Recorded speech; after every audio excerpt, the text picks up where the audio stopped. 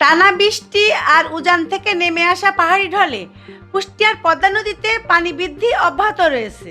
এর ফলে জেলার দৌলতপুর উপজেলার মরিচা ইউনিয়নের মাছদিয়ার, কোলদিয়ার, হাটখোলা ও ভোরকাপাড়া এলাকা তীব্র ভাঙনের কবলে পড়েছে। প্রতিদিনই নদী গর্ভে বিলীন হচ্ছে ফসলি জমি। ভাঙনের গতি যেভাবে বাড়ছে তাতে আবাদি জমির পর এবার বসতভিটা হারানোর শঙ্কায় নির্ঘুম রাত কাটছে নদী তীরবর্তী মানুষের। ভাঙন থেকে রক্ষায় স্থায়ীভাবে বাঁধ নির্মাণের দাবি তাদের। 3টা গ্রাম কোলদিয়ার, ভুরকা, হাটখোলা, এই 3টা গ্রামের প্রতিনিয়ত ভেঙে যাচ্ছে এবং আমাদের ফসল, পাট, ধঞ্জি, আরও যা ফসল ভেঙে যাচ্ছে। এখনও এখানে যে এই নদী দিয়ে আমরা এত দুরবস্থায় হাজার হাজার নৌকা বালি তুলে নিয়ে যাচ্ছে এবং এখানে বালির কাজ, জিও ব্যাগ কোনো রকমই স্থায়ী না, কোনো রকমই কাজ ভালো হচ্ছে না। এই যখন ফেলছে ওখানে তখনই ভেঙে যাচ্ছে। আমরা বাংলাদেশ সরকার এবং মাননীয় প্রধানমন্ত্রী তারেক রহমানের কাছে আমার নেতা দৌলতপুরের এমপি রেজা আহমেদ বাচ্চুমুল্লার মাধ্যমে আমরা স্থায়ী বাঁধের দাবি করছি। এই এলাকার মানুষ বেশিরভাগই কৃষক। একসময় এই ফসলের ক্ষেত দেখে তাদের মন ভরে যেত, কিন্তু আজকে এই মরিচা ইউনিয়নের 3টা এলাকার মানুষ আজকে নদী ভাঙনের কারণে একদম অসহায় হয়ে পড়েছে।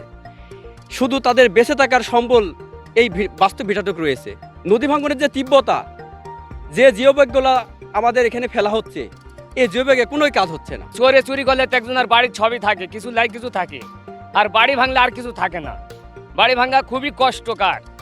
বাড়ি ভাঙি কোথায় যাব? জমির 1 কাঠা 1 শতক জমির দাম চাচ্ছে আজকে 3 লাখ 4 লাখ টাকা, নিম্ন পর্যায়ের জমি। গাং ওই কালো দেখা ওই পর্যন্ত গাং ছিল, ওরও ওই পার গাং ছিল, কিন্তু ভাঙতে ভাঙতে একখান নদীর গ্রামের কিনারায় চলে আসছে।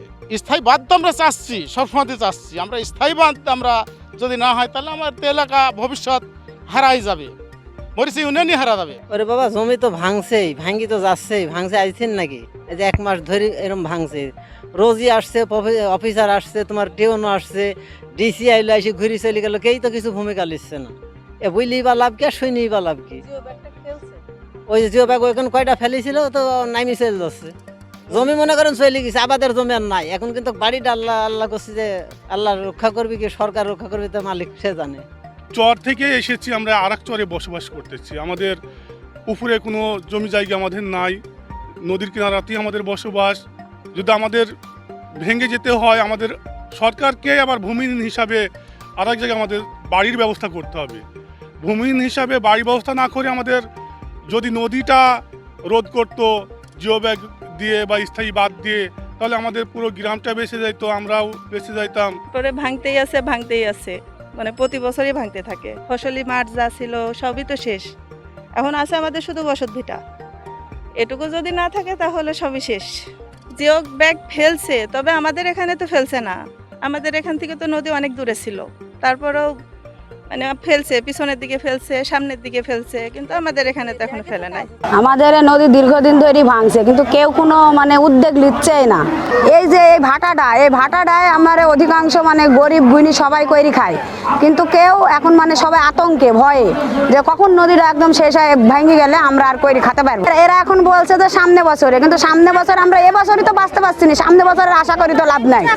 পানি উন্নয়ন বোর্ডের কর্মকর্তারা বলছেন জরুরি ভিত্তিতে জিও ব্যাগ ফেলে ভাঙন প্রতিরোধের চেষ্টা করা হচ্ছে। প্রক্রিয়াধীন রয়েছে স্থায়ী বাঁধ নির্মাণ প্রকল্প।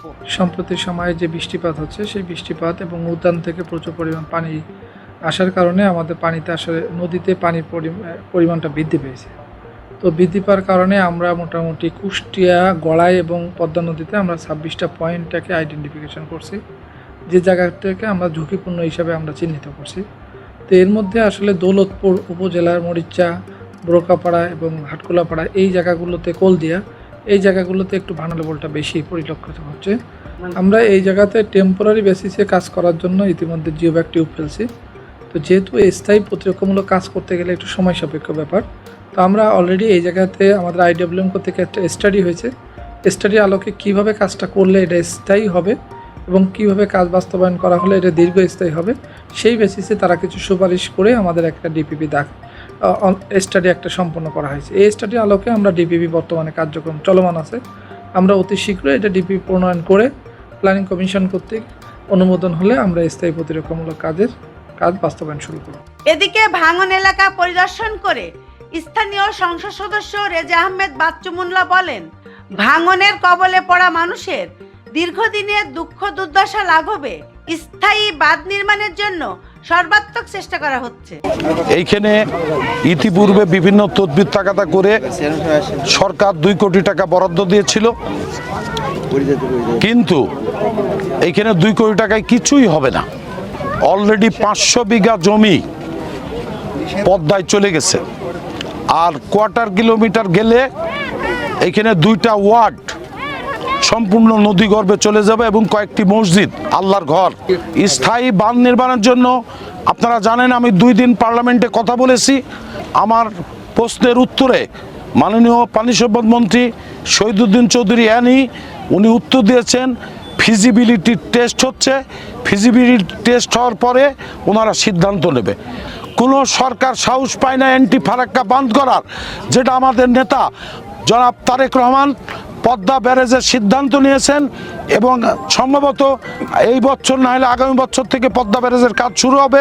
এবং পদ্মা ব্যারেজ হলে আমাদের এই অঞ্চলের 7 কোটি মানুষ, উত্তরবঙ্গের কিছু জেলা এবং দক্ষিণ পশ্চিম অঞ্চলের সমস্ত জেলা তার উপকার হবে এবং আশা করি একই সঙ্গে আমাদের এই বাঁধও নির্মাণ করবে সরকার, এটা আমি আশা করি। পদ্মার আগ্রাসী ভাঙনে আতঙ্কিত নদীপাড়ের মানুষ এখন স্থায়ী সমাধানের অপেক্ষায়। Sabina Yasmin Shyamali, NTV news, Kushtia.